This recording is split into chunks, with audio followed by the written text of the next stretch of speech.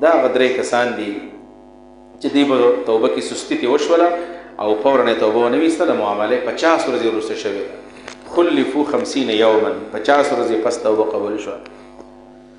دا درې کسان، یو مراره بن ربیع دی انصاري، یو هلال ابن امیہ واقفي، او یو حضرت کعب ابن مالک رضی الله عنه دی. کعب ابن مالک رضی الله عنه دا واقعه په خپل باندې بیا خپل زوی ته عبد الله بن کعب ته بیان کړی د بخاری کې د حدیث دی، روح واقعه ده. دا په اخر عمر کې بیا ړوند شوی او سترګو یې کار نه کو، نو د زوی به د لاس نه نیو، جومات ته به بوتلو را بوتلو، نو چېرته یې پیرې بوتلی و د لاس نه نیولی و، نو ته چې عبدالله نن د دغه کیسه کومه چې کله موږ د تبوک غزا نه نوتلي. ورته ویل داسې کار و چې کله رسول الله صلی الله علیه وسلم د تبوک د غزا اعلان وکړو، نو په هغه زمانه کې داسې وه چې رسول الله صلی الله علیه وسلم به مخکې توریه کوله، په دې ځل توریه ونه کړله او ډاري کړې تبوک نوم یاد، او مخکې به یې نومونه لیکل، دا ځل یې نومونه مونه لیکل چې ټول به ځئ نفیر عام، او صحابو ته ویل چې چنده منده راوړئ او ځان تیاری کوئ تاسو چې بله ورځ وځو. ویل په هغه وخت کې داسې و چې زما مال لږ زیات شوی و، د یو سورلۍ په ځای زما سره سورلۍ هم ډېرې وې، مال دولت هم ډېر زیات و. زما خیال دا و چې زما سره اسم سامان پوره دی، بس یو 15 منټه کې به ځان تیار کړم چې کله نبي علیه الصلاۃ والسلام وته نو زه به ورسره وځم. هغه ویل نبي علیه الصلاۃ والسلام د وتو ټیم راغی او ما ځان نه تیار کړی.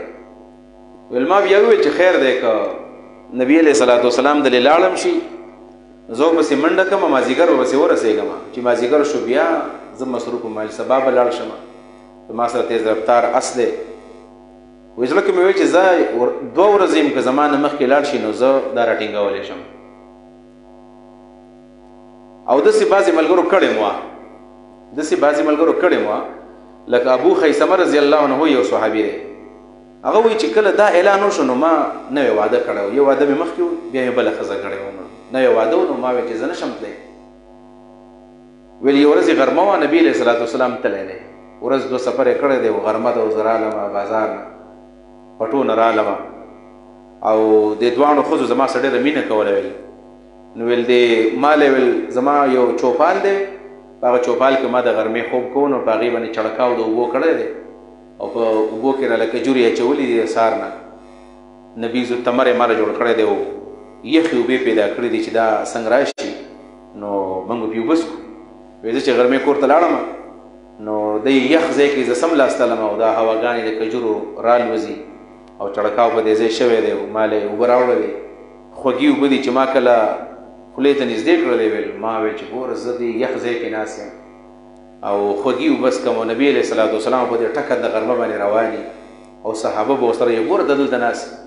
ویل بس دا جام مې د لاس نه ایسته او ګزار کړو، پیزار یې به کړو، بس است مې ودنګلو، لاړ په نبي علیه الصلاۃ والسلام بس یا غرس یې پرېښودل. او چې کله ویل زه ورنږدې شوم ډېر لرې روان یم او په اوس باندې تیز روان یم، وایي نبي علیه الصلاۃ والسلام ته خلکو وایي چې څوک را روان دی ټینګ نه دی، خو بس نو هغه وایي چې زه نږدې شوم، نو ویل نبي علیه السلام چې مرحبا بابي خیثمه، مرحبا درته وایم. نو دا صحابي پسې وروسته تللی دی، نو ده ویل چې زه هم پسې وروسته لاړ شم. هغه ویل ما ته توفیق میلاو نه شو، بیا مې چې بس غلطي ورانه وشوله. وایي زه په دې ډاډه وم چې خیر دی که تبوک غزا لا نړم نو ما په بیعت عقبه کې شرکت کړی دی، نو ما چې خیر دی زاسې یم په بیعت عقبه کې وم او الله تعالی به انشاءالله زه معاف کړی یم. هغه نبي علیه الصلاۃ والسلام چې کله لاړ، وایي زه چې کله سبا بازار ته راووتلم په مدینه کې صرف بوډاګان دي، ړانده دي، شل دي، ګوډ دي او یا منافقان دي، روغ پکې څوک نشته دی. ویل ما چې غلطي خو دې ډېره غټه غلطي وکړله. نبي علیه الصلاۃ والسلام چې کله ویل په لار کې یو ځای کې دمه کړی و، مازدیګر تپوس یې هم کړی و چې هغه کعب ابن مالک په نظر نه راځي چې خیر نه دی راغلی کو. ویل یو کس ورته ویل چې هغه ځان له نوې سورلي اغوستې ده او جامې یې هم نوي نوي ځان له اغوستې دي، ویل هغه هغې ته خوشحاله دی ځکه نه دی راغلی. ویل بل یو صحابي ورته چې ګوره بې انصافي مه کوه، ډېر صحیح مسلمان دی خو څه ضرورت به ونه به یې راغلی. خو نبي علیه السلام ته را پته ولګېدله چې کعب نه دی راغلی. رسول الله صلی الله علیه وسلم واپس راغی، چې واپس څنګه راغی جمعات ته سیده لاړو 2 رکعته مونځ یې وکړو او بیا به دا منافقان راتلل او خپل عذرونه به پیش کول. لسو کسانو خو ځان بستنو پسې وتړو چې نه وتلي، خو دوی سستي ترې وشوله نه ویل. زه هم ورغلم نبي علیه صلات وسلام خواله چې زه ورته خپل عذر بیان کړم. چې زه کله ورغلم د نبي علیه صلات وسلام خواله کېناستلم، ورته نبي علیه السلام ویل ما ته د غوسې نه مسکی شو، ویې خندل. وی چې کعبه ولې ته ولې نه تلې؟ ویل ما ورته ویل چې یا رسول الله صلی الله علیه وسلم زه دومره چالاکه یم، دومره خبرلوس یم، که د بل چا مخې ته ناست نو ما به اوس خبره جوړه کړې وې او ځان به مې ترې خلاص کړی، خو ستا مخې ته نشم داسې کولی. ولې که تا خوشحاله کړم نو الله به مې درته بیا رسوا کوي. زما هېڅ عذر نه و، بس هسې نه یم تللی، بلکل هسې. ما ته ویل چې ښه عذر دې نه و نه تللی؟ خفه شو رانه. وایي چې پاسې ځه، ستا غم به الله کوي، ستا جواب زما څه نشته او الله به ستا فیصله کوي چې الله دې قبلوي او که نه دې قبلوي. څنګه ته مسلمان یې او بغیر د عذر نه پاتې شوی؟ رال وایي چې خوار شوي نبي علیه صلات وسلام اسم نه وایي چاته. ګور دا منافقان ورشي دروغ ورته ووایي دروغ، او نبي علیه السلام ورته وایي چې ځه. ورشه نبي علیه السلام ته ووایي چې بس ما مخکې نه شو ویلی او زما د پلانې عذر و. وایي زه ډېر چالاک وم، ما نبي علیه السلام کنوینس کولی م شو چې بیا ورغلی وی. نو ویل ما زړه وکړو چې ورځم داسې قدم دوه مې کله واغېستل، نو ویل بیا مې زړه ته راغله چې چالاکي به وکړم خو الله به مې بیا الله به د پیغمبر خبر کړي. نو ما تپوس وکړو چې زما په شانې خبره بل چا خو نه ده کړې. وایي چې 2 کسان نور هم کړل. وایي چې یو حضرت مراره بن ربیع دی، د هغه ډېر غټ باغونه او د ده څوک نه و. نو خیال ده چې دا باغونه به وشو کوم او نشم دی جنګ له. یو هلال ابن امیه دی، لوریانې په لرې رزقونو کې واده وې، هغه لوریانې کور ته راغلې وې. نو خیال ده چې دا نوسي مې راغلي دي، لوریانې مې راغلي دي، زه به ورسره پاتې شم. دا هلال او مراره دا دي. ما ویل چې بس چې دوی دا خبره کړې ده او شی ویلی دي، زما دپاره په هغوی کې اسوه حسنه ده او زه رښتیا وایم او دروغ نه یم. بس خلک ختم شو، نبي علیه السلام کور ته لاړو. موږ وایو چې ځه بس خبره ختمه شوه. نبي علیه السلام جواب راولېږو چې دې خلکو سره خبرې اترې بند دي. دا 30,000 صحابه کرام تقریبا مدینه کې دي او ټولو سره خبرې بندې کړي، یو کس ورسره خبرې نه کوي. د 40 ورځو پورې زمونږ سره ویل چا خبرې نه دي کړي، 40 ورځې. وایي زه تنګ شوم یو ورځې په کور کې نه ویل. ما ویل چې زما یو تره زوی و، ما هغه ماشوموالي کې لوبې یو ځای کولې. ابو قتاده انصاري ویل زه لاړم، ما ابو قتاده په یو خپل باغ کې دی، ما چې زه به د څه به ګپ شپ ولګم، زړه به ورته تش کم لګو او داسې حال احوال به هم تېز زده کړمه. چې ورغلم کور مې تپوس وکړو چې باغ ته تللی دی. چې باغ ته ورغلم دروازه یې په ځان پسې بنده کړې وه. زه په باغ باندې په دې دیوال باندې ور واوښتم او داسې په مینه مې چې السلام علیکم یا ابا قتاده اواز مې وکړل او داسې ښکته وکتل. جواب یې راله نه ویل. ما ورته ویل چې ته م راسه خبرې نه کوې؟ وی جواب یې نه راکړو راله. وی ما ورته ویل چې ولې ته زما په ایمان کې شک کوې؟ سو زه مؤمن نه یم. بیا یې وکتل، بېرته ښکته وکتل. په دویم ځل مې ورته بیا وویل چې لکه ته زما په ایمان کې شک کوې، لکه زه منافق یم، زما ایمان تا ته نه معلوم. ما ورته ځواني یو ځای نه ده تېره کړې، ما ورته ماشومال یو ځای نه ده تېره کړې، ته زما په ایمان کې شک کوې.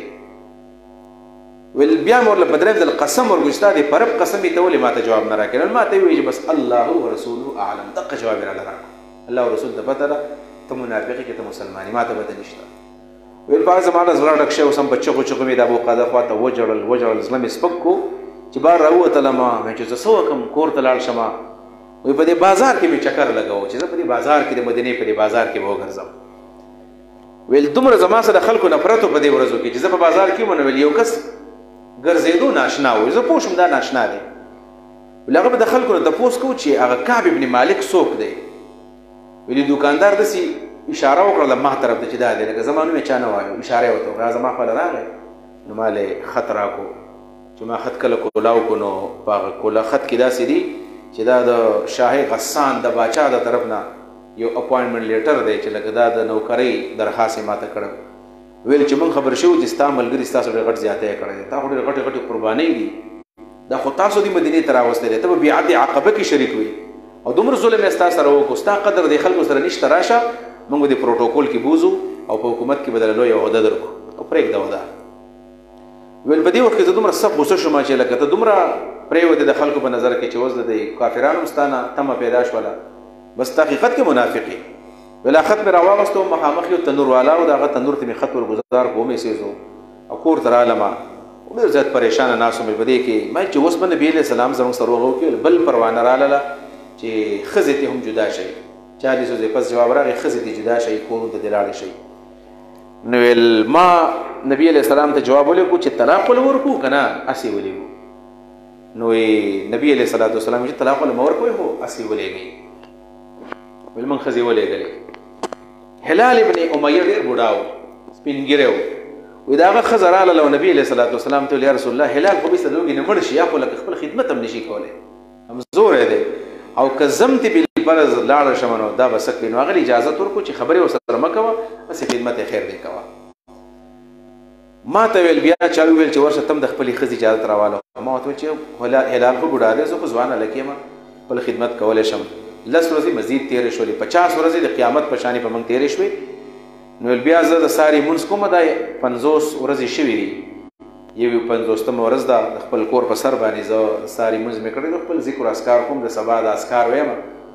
په دې کې چې ګورم یو کس په اسماني سور دی او یو کس بره په غره باندې روان دی خو دواړه ډېر تیز روان دی خو دا اس والا ظاهر ده هغه ماته نږدې دی دا بر لرې دی. نو ویل هغه د دې غر نه آواز وکړو چې کعبه مبارک دی شه توبه دې قبول شوله. ویل زه فورا په سجده باندې پرېوتلم. ګوره یو هغه وخت چې زه ډېر مالدار وم ویل د دې 50 ورځو کې ما ټول مالونه به صدقې چې الله زما توبه قبول کړي. ویل په دې وخت کې زه دومره غریب شوی یم چې زما سره دومره څه شی نشته دی چې دغه کس ته زه په زیري کې ورکړم. نو ویل خپل کمیس مو ویستو دا مې ورله ورکړو په زیري کې خپل کمیس مې ورله په زیري کې ورکړو نور سره نه و. او ویل بس دا د صحابه کرامو یو جمع غفیر زمونږ را روان دی مبارکیانې راله راکوي او د خوشحالۍ ورځ ده د هلال د لیکو د مراره د لیکو زمونږ کره دا اختر دی. ویل ما ورته ویل چې تاسو څه وکړئ صبر وکړئ زاول پیغمبر له ځمه چې نبي علیه السلام خواله ورشم زه رالم جومات ته. ویل دا حکم د شپې راغلی و پښمني په ټیم کې دا ایتونه راغلي وو. ویل نبي علیه الصلاة والسلام ته حضرت ام سلمې ویلي وو چې د شپې په څوک ولېږه ډېر زیات خفه دی پریشانه دی د شپې په څوک ولېږه چې دا توبه دې قبول شي. خو نبي علیه السلام ویل چې خیر دی ساري مونځ به وکړي او ناوخته پسې جواب ولېږو. نو زه چې ورغلم ما ویل چې یا رسول الله صلی الله علیه وسلم چې پاسېدو را د نبي علیه السلام ما لې غاړه راکړله. ویل ما ورته د الله رسول دا توبه ستا د طرف نه حکم راغلی که د الله د طرف نه؟ ویل چې نه د الله د طرف نه. بیا زه په ځان نه پوهېدلم چې الله تعالی زموږ توبه قبول کړله قرآن کې وحي راغلی ده. زه ډېر زیات خوشحاله وم. مې چې رسول الله صلی الله علیه وسلم اصل وجه دا ده چې زم د مال د وجې نه و مال مې ګټلی دی مالدارۍ د وجې نه چونکې ما د دې جهاد نه یو قسم انکار وشو لاندړمه بس ما عزم کړی دی زه به خپل ټول مال د الله په لار کې قرباني کوم چې آینده دپاره داسې کمزوري زموږ نه چېرته ونه شي. ویل نبي علیه السلام راته ویل چې خیر دی ټول مال مه قرباني کوه او څه د ځان سره وساته. ویل ما ورته بس ټیک ده د خیبر د یهودیانو نه اغستې ده خو دا به د ځان سره وساتم او باقي چې زما په مدینه کې څومره مال او جایداد ټول مې نبي علیه السلام له ورکړو او د هغې نه ووتلم. نو حقیقت کې 3 کسانو ذکر چې الله خصوصي کوو او داسې قربانۍ والا خلک وو 3 کسانو خصوصي قرباني دا توبه قبول شوله. دا سوال لازم چې 3 کسانو دا توبه دومره زیاته لیټ ولې شوله 50 ورځې پکې تېرې شولې ځکه دا صحیح خلک وو او د خپل نه د سړي ګیله کېږي چونکې دا ډېر عظیم خلک وو د 2 بدري صحابه دي دا یو په بیعت عقبه کې شریک دی مقام ډېر اوچت دی. د چا چې مقام اوچت وي د هغه غلطي هم ډېره غټه حسابېږي او د چا چې مقام ورکوټی نو هغه داسې غټه غلطي نه حسابېږي. نو په دې وجه باندې کمزوري که ورکوټې وه خو